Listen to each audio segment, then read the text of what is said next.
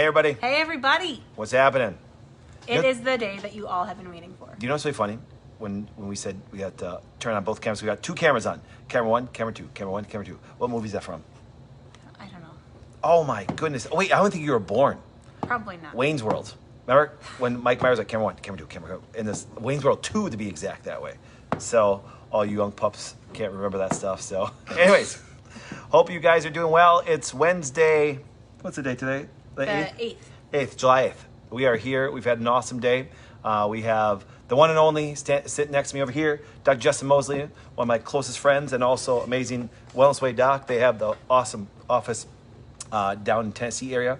Then we have had the students, the student doctors that are ready to graduate here in the next year or so. Some of them are a little younger, but what happens is they're here training. So if you guys saw my page before, it's been pretty awesome.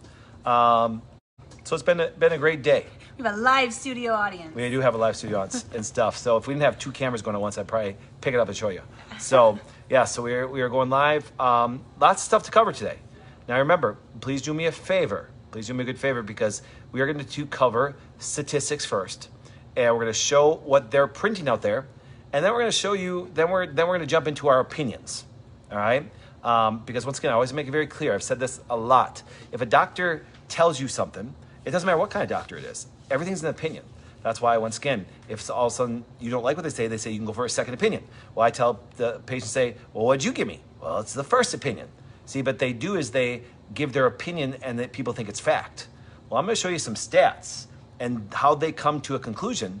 Well, Nicole and I and the rest of the Wellness Way individuals, we have a different perspective. So we come to different conclusions. And Nicole came to me and said, Patrick, guess what? This. I looked and said, oh my goodness, Nicole, you are hugely right. And I'm like, this is awesome. And I said, hugely right. So we are going to share that with the world. Then we're also going to show you some things I showed her on. But the cool thing is this, you can follow along with us. Just go to the CDC website, since all of you keyboard warriors try to throw that in every possible way. Yes. We're going to take the CDC to you. Yes, we're going to actually show you how you're being misled. Now, the one thing is this, you're not being misled on the stats. It's just what they tell you about the stats. Or what stats they choose to share. So we're going to do some things. So do me a favor. When you are mind blown away today, I want you to do me a favor. I want you to push that share button. Because you know why? Because here's what happens. They use this scare tactics when they get on TV. Well, remember, an uneducated population, an ignorant population, actually is a very obedient one. We need you to not be obedient. You know what I'm saying? There's one guy that loved obedient people. He was called Hitler. So we are going to un-Hitler you guys today. All right? So where do you want to start, Nicole? All right. So why don't you look at the weekly update from the Centers for Disease Control and Prevention. So I'm going to point out, I'm going to be her little, I'm going to be your Vanna White. You be the Patrick Swayze. Patrick Swayze. It's not Patrick Swayze. What's her name? Patrick Sajaks. So if you look on the CD website, you're going to see cases, data, and surveillance right below COVID weekly updates. So key updates for the week of week 26. That's ending in June 27th. Yes. Which means that this week hasn't ended yet. Yes. Okay, here we go. Duh. Okay, so what's the most up-to-date? This is the most up-to-date from the CDC. You are not going to get more up-to-date things here. So now when I was looking at this, I tried to find total deaths because I would love to see it, but there isn't any data. So when I went back to the CDC website, the most recent website the most recent year that I could see deaths from heart disease was actually 2017. So it takes a while for them to populate the data, because I wanted to see if miraculously in the last few weeks we've had the statistically a huge decrease in heart attacks. Right. Because there has been a lot of people that, regardless, remember the stats that we showed you from the Wisconsin Hospital Administration last week, that there were people that tested positive for COVID-19 that were inpatient. That does not mean that they were inpatient because of COVID-19. Every single patient that has to be admitted to the hospital has to get swabbed for COVID first. So you could go there for a heart attack, be swabbed for COVID-19, happen to be positive, and you are now part of the statistics for COVID-19 at the hospital. That is just protocol. Call any hospital. That's what it is. So even though the death rate is declining, dropping dramatically, going down a lot, what does that mean for COVID-19 numbers? And people are like, those on the keyboard. Oh man, you've got to watch out for Florida and Arizona and New York, and you must be lucky that you're not in one of those states. No, I don't care what state you're in. Death rates are declining. Yes. It does not. It's not specific to those. Case numbers are up because we have a lot more testing available. But who cares if you get coronavirus if it's just a headache and a fever? But also, I'm gonna show them why case numbers are up. It's gonna blow your mind. Yeah, It's we're gonna get there. mind-blowing. But what matters most is death rate, and that's what we concentrated on last week. So, what is the most recent death rate? Here we go. According to the CDC, the overall cumulative associated or COVID-19 associated hospitalization rate is 102.5 per 100,000. Okay, one of you students, grab your calculator and calculate that out for me quick. 102.5. We can't do it because our phones are watching. Because our phones are on here. I want to say it's like 0.001%. 1%. Something Yep. like that, like a 1,000th of a percent. So 102.5 divided by 100,000. So if you're watching, why don't you do the math yourself? And Put put it it in on the there. comments. What is 102.5 divided by What is it? 100,000? 0.1%. 0.001%. 0.001%. Okay, so no, but you have to times it by 100. So that's where she gets the 0.1%. Oh. So lucky. so 0.1% cumulative death rate, which means that there is a cumulative survival rate of 99.9%, with the highest rates in people 65 years of age or older, which coronavirus or not, if you're 65 or older, you're closer to death than a 25-year-old, Yep. statistically speaking. Statistically. Right? Okay, so in 65 years or older, 306.7 per 100,000. Okay, so times that by 3. So we're at 0.3% for the 65-year-olds. Right. So once again, that's why we know this. Now I'm going to stick my opinion. Let me share my opinion. And the reason why the death rates go up when they're 65 is because the doctors that are scaring everybody about how they should be worried about their immune compromisation, your doctor has been taking care of you, is the one that made you immune compromised all this time. Because I'm going to show you something today. I didn't even tell you this. I didn't tell you guys this. I had a patient who is 85 years old that I started taking care of years ago. And she got off all of her medication. She's actually 85, and the doctor's like, I cannot believe you are so healthy. And I ran her immune panel on her. There's teenagers that would love her immune panel. Nice. Do you say that would love her immune panel? Her natural killer cells are which is the number one thing that fights against viruses. But we'll get that. Yeah. So, and then, okay, so we've agreed now that the overall cumulative COVID-19, so that's across this entire pandemic, cumulative from beginning to end, we're realizing now from the CDC, 0.1% success rate, okay? So now, or not success rate, 0.1% death rate. Okay, keeping in mind that of that 0.1%, how many of those really died of something else? We're getting there. Based on death certificate data, This is key. Watch this, guys. the percentage of deaths attributed to pneumonia, influenza, or COVID. COVID-19. So- So one of those three. One of those three. So they're classifying everybody together because their testing actually is a lot of time accurate. So they say, well, if it's pneumonia or influenza or COVID. See, so that's why when they give you death certificates, they will list it as COVID, but it can come from pneumonia or influenza. You know how many people die of pneumonia? It's like once your grandma is sick for a long time and you get pneumonia, Yep. she's done. Yep. Okay, so what's the difference between pneumonia and coronavirus? Because we just happen to be in a pandemic, so let's elevate those numbers. That's right. Right? So we're going to group them all together, pneumonia, influenza, or COVID-19. So Yep. it decreased from 9%. Yep. Okay, so 9% of deaths that they said were because of that right now in week 25 to 5.9% during week 26. Now, Yep. remember, this is not cumulative deaths from COVID. This is of the people that died. What they did is they get this percentage. They say how many were from influenza, pneumonia, or COVID in a group Yep. versus everything else, car crashes, heart attacks, cancer, all those other things. And that's where they get this data. Yep. In order for it to be considered an epidemic, it has to go above the epidemic threshold. What that means is that there's a percentage of people that die Yep. over the percentage from said pandemic divided by the number of people that die from everything else. And depending on the time of year, that threshold is anywhere from 5 to 7%. Yep. So during the flu season, if it's 7% because people the flu is running rampant, people are more sick, so 7%. So right now we're at 5.9%. According to the CDC's own data, technically this can no longer be considered Can't be. an epidemic. And who said so? They did. The CDC. They set the standards up. So for remember, all you people that are so mean, there's so many of you that are mean, and I know you're going to type on this. Go to the CDC. Yep, that's what I'm pulling up. CDC website. They're the ones that said it. We're just reading it to you. You're not reading it. Yep. That's all. Well, they're not. I'm sick they're- of the mean people. well, But they're- that's okay. They can be mean. That's right. Well, remember, they're mean. We're louder. They're mean because what happens this is you hold on to a belief about the news, Dr. Fossey, all these people that, for example, you think are going to give you truth. Okay, so wait. So the epidemic is pretty much over based Over. on CDC standards, but let's wear a mask now. That's right. And then we're going to applaud all the people that wore their masks because they were obedient and they're the reason why the epidemic was over. That's right. Well, according to this, which was was at the end already of over. June, it already was declining. But also remember, they're counting in other things that are not based on COVID. So when they get to that 5.9%, they're even saying pneumonia and influenza are also categorized in that 5.9%. See, that's one thing. So right now, if influenza was up, or if pneumonia was up, guess what happens? They're still pulling that together in that epidemic number, which is misleading. Which is extremely misleading. But see, their stats, they can say, look at the stats. See, what they'll do is they'll say, COVID, 5.9%. Actually, no, it's not just COVID. 5.9%, or pneumonia, or influenza. That's right. And remember, it's on their website. Like I said, this is not our website. This is the CDC website. Well, guess what? It gets better. It gets better.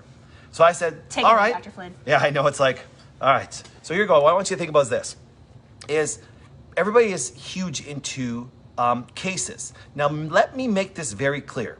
Let's go back to all of the pro-vax people that talk about need vaccines for herd immunity. You need herd immunity, herd immunity. Do you know how you get herd immunity?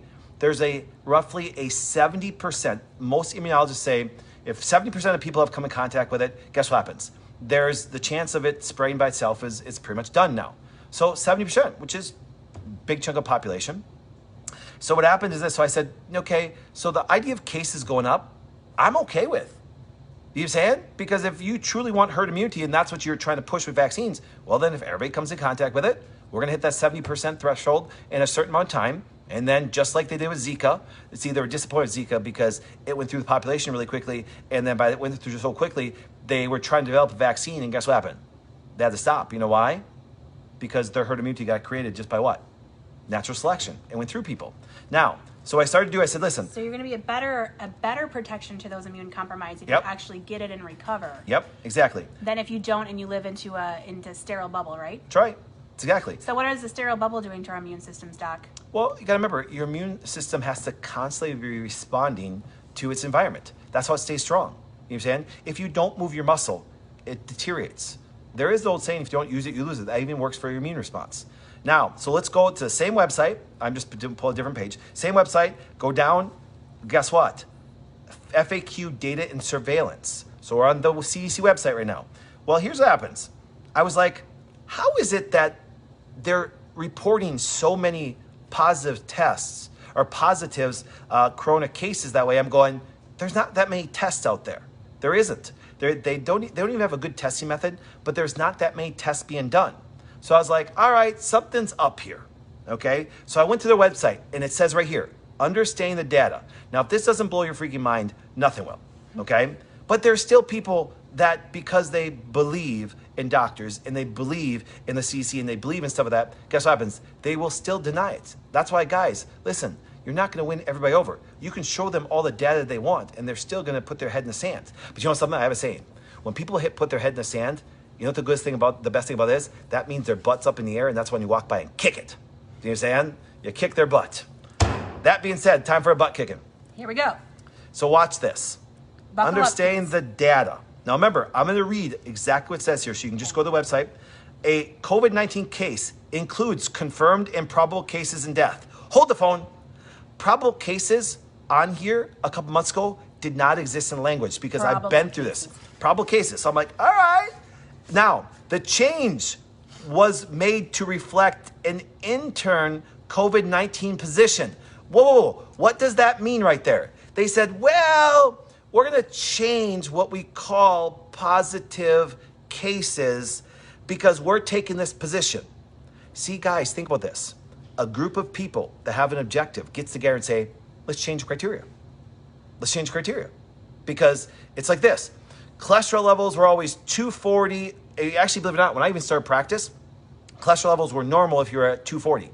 Then no joke, a bunch of doctors got together and said, well, we're not selling enough cholesterol drugs. Let's move it to 200. That's all that happened. That's the history of why they started to push it down to 200. Think about that. Because they got together and go, people are starting to do active things. Now they're getting down. We're not selling enough. Okay, watch this. The statement issued by the Council of State and Territorial Epidemiologists on April 5th. So guess what happened? Before April 5th, they were saying, okay, if you tested positive, you're positive. But then they said, the position statement includes case definitions made by COVID-19, a national notified disease. Now watch, here it is. What is, right here, what is COVID-19 probable case? Because they had to add this language in because they changed the definition. A probable case is defined as a person. You have to have this clinical criteria or epidemiological evidence with it says right here, no confirming laboratory test performed for COVID-19. Hold the phone. Cases are going up. I'm like, they're not testing that many people. There's not that many tests being done per day. And the more we learn about the virus, the criteria to have COVID-19 grows and grows and grows. Yes. It's like this. I've said this before. I'm going to make some of, even in the natural world, mad. People always said, when say the rates of autism are skyrocketing. Well, not really. Okay? They've gotten worse, there's no doubt. But what I'm saying is they haven't grown as the rate that they thought because you know why? Because if a kid misbehaves, they call it autism. They broaden the criteria. Now watch this. So I said, all right, what is their clinical criteria? So right here, see my mouse up there? Right here, what is their clinical criteria? And someone asked, this is from the CDC website. CDC website, okay? Here's the clinical criteria. Let me read it to you. Here's the clinical criteria. So this is all a doctor has to do. This is all the state has to do. This is all any government official has to do to list it as the cases. So when they report on news going up, here it is. This probable cases that count as positive cases. Yes, so the probable they list as a positive case. At least 2 of the following symptoms: fever, chills, rigor, melange, headache, sore throat, olfactory or taste disorder, or at least 1 of the following of this: cough, shortness of breath, or difficulty coughing. Or, guess what? Severe respiratory illness, chronic, or if they say it an x-ray, or acute respiratory disorder syndrome given a diagnosis. No laboratory test is required. They say it right here. Watch this. Guess what? COVID! If Nicole worked at the hospital, she could list as a positive COVID case. Who said so? The CDC said it. That is so misleading and ridiculous. And they list it as a positive case, but because it's a probable case. Now, you guys have seen this. What they are doing now in the tracking system, if all of a sudden I come in and I test positive for COVID, even on a lab test, they are going to track and say, okay, who have you come in contact with? And if they said 20 people, they automatically register those 20 people as positive cases with no diagnostic test whatsoever, and they call them and ask them if they have any kind of symptoms. Guys, guess what? Let me ask you a question. How many of you guys have had a fever, chills, rigors, headache, sore throat, cough, sniffle, shortness of breath, difficulty breathing, anything in, let's say, the last 2 weeks? Everybody? Do you understand? Think about that. This is, now once again, let me show where it's at. This is on our CDC website. Let me show you what, for you guys just popped on, probable cases. So it doesn't, and remember it says right here, I'm showing to you, look at my mouse up here. No confirmatory laboratory testing performed. You do not need it. You do not need it. And they said that the COVID-19 cases include both confirmed and probable cases. So why are we making a big deal about this? Because when they're saying that the case numbers are exploding, well, duh, who doesn't have a sore throat once a year? Yeah, who doesn't have, man, just the worry alone is going to cause you to be sick. It's going to impair your immune system and give you a little sniffle. I actually had a patient today. That's the only reason why she called to follow up with me, is because she's so worried sick about coronavirus that she's like, I need some herbs to help me through this because I'm just worried sick about it. Yep, exactly. People are getting sick. Suicide rates are at an all-time high. All-time high. all-time high. And think about it. But they're misleading you. And so you think I'm going to listen to Dane County in Wisconsin and wear a mask? Do you understand? This is so much more than a mask, guys. Yes, this is so much more. This is control and manipulation. You think, here, I'm going to give you my opinion. Okay, here's my opinion. Remember, when this was cycling through, now watch this. Let's move into the next part because I got a little surprise for all you guys. Because I have this ability to read. Okay? Wait, we like actually read stuff? I have this ability to read. Like we know science? So I'll put the references. Yes, and for you guys that but don't. You're not a doctor. Not a real doctor. But I am a Harvard Medical School student right now in immunology. See? I know, I love that. Okay, now watch this. Warriors. So I love medical journals. I do. I've always said this. You guys have followed my stuff at all. And I know we're on Nicole's page too. Hi, Nicole's page. Okay. Here's what happens. I subscribe to a ton of medical journals because here's what happens. Some of these scientists are absolutely brilliant. They are. They just come to a conclusion, and then their conclusion is taken as fact. Here, for example, I have so far in my Harvard Medical School immunology class loved everything about the teaching. These immunology professors, they taught physiology, immunology better than anybody I've ever met. But their conclusions, him and I, both of them, we come to different conclusions. Yet, because their conclusions and their education, they think what they're saying is fact. But they even say, a lot of it's just an opinion, but that's not portrayed to the world. Now watch this. Here's one thing. So great medical journals sell, okay? So I pulled this out. And the reason why I wanted to show you this, I wanted to show you why, and a lot of people do not know this. A lot of people do not know that the majority say, Doc, for the people that are not probable cases, people that really tested positive for this, why do they have no symptoms? Why do they have no symptoms? How is it possible if they've never come in contact with things? I've taught all you guys this. Stop thinking about antibodies. Antibodies are not the key, because by nature, I've taught you guys that if you understand the immune response, the Mr. Pac-Mans, the natural killer cells, the CD8 cells will eat them up anyways. That's why you're seeing now in Yahoo News said, oh my goodness, even if you come in contact with it, your antibodies go away. Yeah, they're supposed to, but they can't see it because they don't have the right perspective. So I pulled up this wonderful thing, this wonderful article. Targets of T cell responses to COVID viruses in humans, COVID-19 diseases. Now, what they found out, and here, I'll post the link down below. This was published May 14th. Now, if you want to know the glory that people talk about is a long time ago with smallpox, they created the first ever vaccine that totally saved the world, which it didn't. Okay, that's a big false, but that's a whole other narrative. But do you know what they actually injected into people when they were trying to change smallpox? It wasn't smallpox. What did they do? Cowpox. Cowpox. See, because cowpox and smallpox were similar, so they found out that people that dealt with cows all the time, they actually were immune to smallpox. Now, what's my point of this? They found out, because remember, corona has been around for a long time. There's many forms. And they found out, which is a common cold, just so you guys know. Almost everyone you guys have come in contact with corona, some form of it, okay?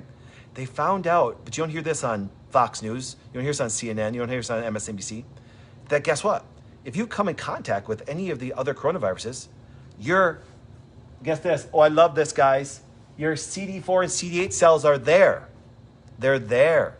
And they can identify COVID-19. Think about that. So that's why the majority of you that come in contact with it, they could sneeze on you, they could puke on you, they could dump you all in COVID, and guess what happens? Your immune system is already prepped for it. Have you had your CD4, CD8 tested? And I tested the 85-year-old woman who was very sick when she came in here 10 years ago. And I can show you, I'm going to show it to tomorrow. I'm going to go through tomorrow, beyond tomorrow. It's going to change your life forever.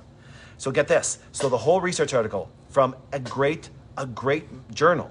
So medical research and medical practice never match up. I've said that from the day I started practice. Because this great medical research, can you imagine saying, listen, guys, it's good for you to come in. And here you say, and here's the one thing that's funny. Do you guys know that Fauci, no joke, look at his history. He's been working with Wuhan lab and everything. They've been trying to create a corona vaccine for all these for a long time. It just so happens that now he wants to do a corona vaccine. Think about this.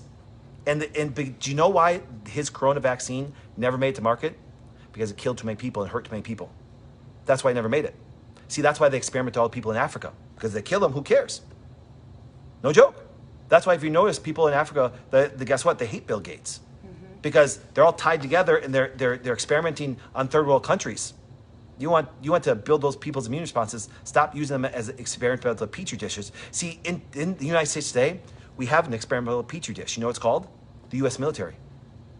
Do you understand? They experiment on them because they give up their rights. Guys, that's what they want to do with you guys. And because this is a brand new vaccine, all of you are going to be the next experiment. Yes. You're going to be anyone who takes a coronavirus vaccine is nothing more than an experiment. Yep. You have to have a vaccine in development for years before it hits the market. Yep. And even when they do. And they're rushing to do it now because they say it's going to end the epidemic that, according to the CDC, it's already gone. And see, but if they can keep you muzzled, if they can keep you feared, saying statistics and cases, well, boy, guys, you changed from deaths. You went to protect us from deaths and overloaded hospitals. Now that narrative's gone. And damn it, we lost our time to create a vaccine and actually poison a lot of people and make a ton of billions off it that way. So now we gotta change the data. And we gotta say statistics and cases. Remember, the greatest thing that can happen to every one of you guys is come in contact with COVID. Doc, I can't believe you said that because some people are gonna die. The people that are going to die are the people that are immunocompromised that have been listening to the same doctors that are giving the advice right now. Think about that. Think about that. If you've listened to only your medical doctor from right now till you're 50 or 60 years old, you better be scared of everything, including cancer, heart disease. And guess what happens? We haven't tried to flatten those curves. Okay? Now watch. It gets better. Now watch this. Well, Doc, how is it this research article it lays everything out, but they don't really talk about that much? Watch the first line of this. This is going to blow you guys away. Understanding adaptive immunity to SARS, to COVID-19, is important for vaccine development. See, they can't think about how to restore the immune response. They only know how to manipulate it. My whole Harvard class, I can literally, wait, let me pull it up here. Watch this. This is perfect. This is my Harvard class. This is this website. Look at, they start out, intro, innate immunity. They even talk about the whole thing. Innate immunity, you can't even set up the adaptive. Look how long my adaptive part of my class is. Do you know why?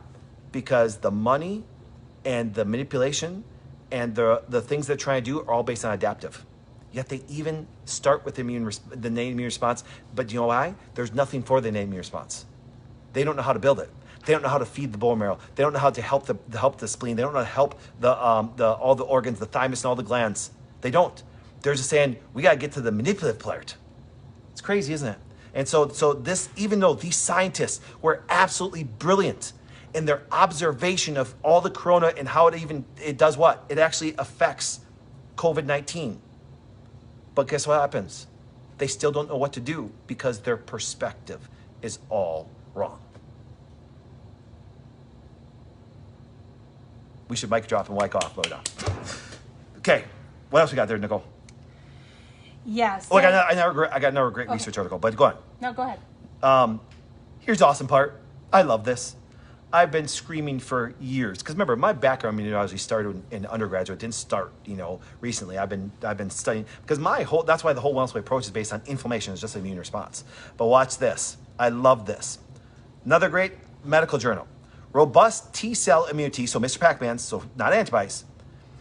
Guess what? In individuals with asymptomatic or mild COVID-19. What did that tell you? That means if those Mr. Pac-Man's, not antibodies, are strong, which can be measured. Remember, we don't guess. What do we do? We test. And there's not one company in the world that tests the immune response besides actually the Wellness Way. Not a joke. And remember, and you can, and you've got it too, because remember, she's a nurse practitioner. She's lived in that medical world. If they brought in the immune panel to her and she didn't know about it, she'd be like, what are we going to do? People are messaging us by the thousands saying, Doc, I printed off the immune panel, took it to my doc, and they won't do it. You're right. We say, but it's just a lab. Yes, but they don't know what to do with it. Mm-hmm. They don't know what to do with it. If a natural killer cell is low, which actually leaves you susceptible to every infection in the world, leaves you susceptible for every infection, what are they going to do for it? You can't manipulate the natural killer cells to normal.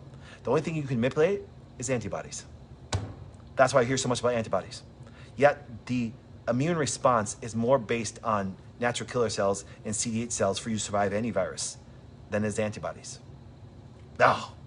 So one of the most frequent comments that we've gotten on some of our backlash from people that don't like us very much, which whatever, we said was, why would I listen to you guys with your degrees when I can listen to the top doctors in the world? I'll listen to the CDC and the NIH, please.